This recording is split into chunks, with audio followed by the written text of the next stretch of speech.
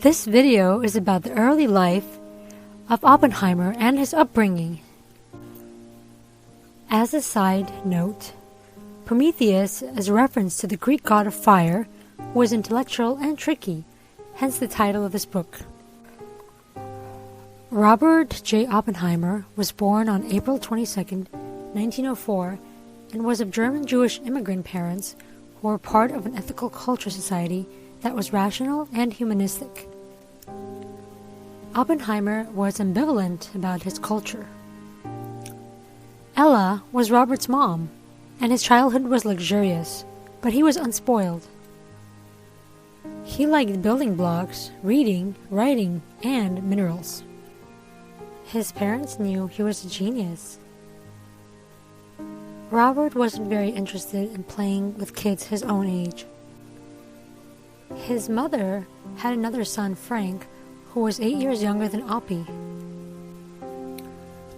Ethical culture was a reformist sect that resonated with Jewish businessmen, especially since anti-Semitism came about after the stock market crashed.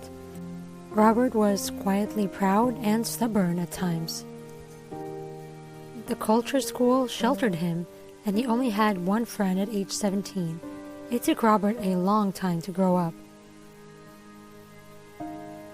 He loved to sail, which surprised his family because he wasn't shy when he did so. Robert graduated in 1921 from the culture school. He got dysentery the summer before enrolling at Harvard. He went to Santa Fe, New Mexico during the summer and liked a girl, Catherine, who would become a lifelong friend. Thanks to Catherine, Robert felt loved and admired by people outside of New York. Robert loved New Mexico that summer. Harvard gave him a scholarship, but he rejected it. He was handsome and bizarre at that age, and once again he became shy. He ate artichokes, beer, and chocolate in college. Robert had a roommate. He didn't like music and didn't know which major to choose. He eventually picked chemistry and had no life since he studied for hours, but he hid that. Harvard was conservative in the 20s and had a quota for Jewish students. Robert attended the lectures of prominent scientists. He thought he had gaps in math and felt impatient, but was a polymath nonetheless. He got depressed at times, especially when his parents visited. He graduated with a degree in chemistry with honors. He felt a calling for physics, and his brain was more analytical than physical, as a professor said in his recommendation letter. He went to New Mexico again with his parents in the summer. He went through an existential crisis that started in 1926. Robert went to the lab at Cambridge at a time when there were breakthroughs in science happening. He was clumsy at the lab once again, and miserable in Cambridge. Bernheim, Robert's Harvard friend, was ending his friendship with Robert because he was getting married. Robert was losing it emotionally, was in crisis, and was a bit perplexed, rather than upset, that his friend was leaving his orbit. He felt inadequate and depressed, and even poisoned an apple in a lab, which was a sign of his distress, and it made one person at Cambridge sick. Robert psychoanalyzed himself and read French and Russian literature while in Corsica. Oppenheimer started to mature and awaken in Corsica. He read a French text that snapped him out of his depression, and it was by Marcel Proust. He saw the suffering he caused others and realized it was part of the human condition.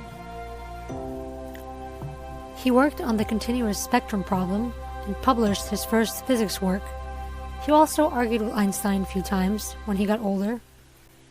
In the summer of 1926, Robert went back to Cambridge to study with great-minded people, and then he went to school in Germany. Robert saw many bitter and sullen Germans. He used his material success to pick up the tab and gather admirers.